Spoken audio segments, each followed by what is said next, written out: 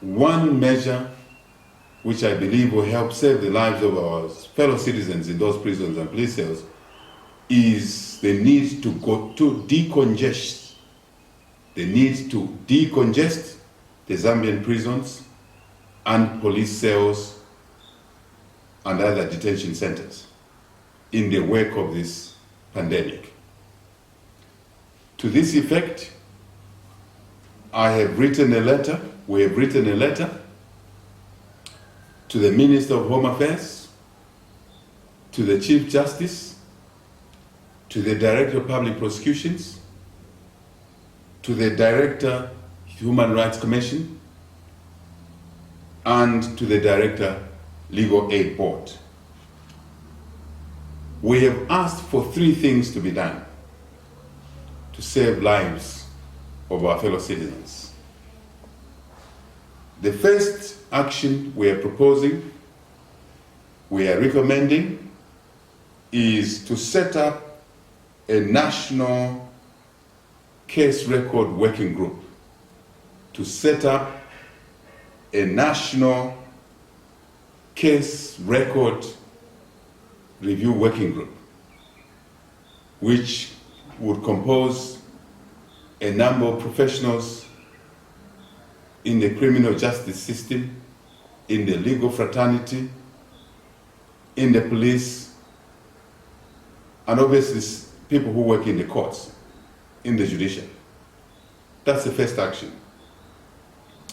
The second action, once this National Case Record Review Working Group is set up, their task as a second issue we are proposing is to review all cases of individuals, of citizens that are in police cells, in police detention centers, individuals and citizens that are in prisons or correctional centers, as we may call them today.